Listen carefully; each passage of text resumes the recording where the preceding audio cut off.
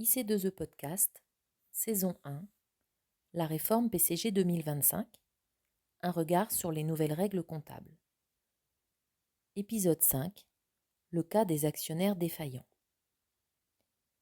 Dans ce nouvel épisode, nous allons traiter du cas particulier des actionnaires défaillants. Ces situations surviennent lorsqu'un actionnaire ne répond pas à un appel de capital. Avec la réforme du PCG 2025, certains ajustements doivent être pris en compte, notamment concernant la manière de comptabiliser les frais associés à la mise en vente des actions non libérées.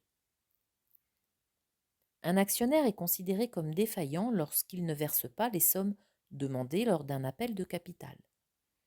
Rappelons qu'un capital peut être appelé de manière échelonnée, tant au niveau de la constitution de la société qu'au cours d'une augmentation de capital.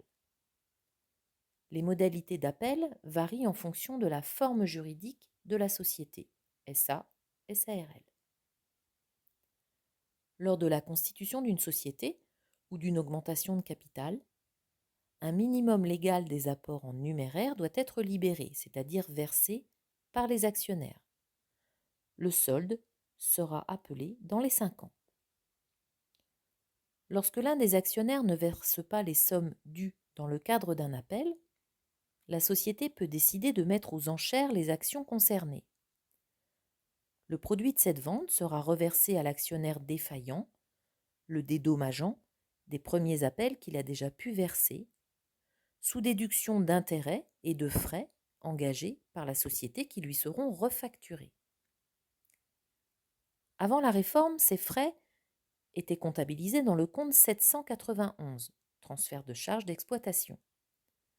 Cependant, la réforme du PCG 2025 a supprimé les comptes de transfert de charges, et il est donc nécessaire d'adopter un nouveau traitement comptable pour ces frais refacturés. Désormais, il est conseillé d'utiliser le compte 708, produit des activités annexes, pour les comptabiliser.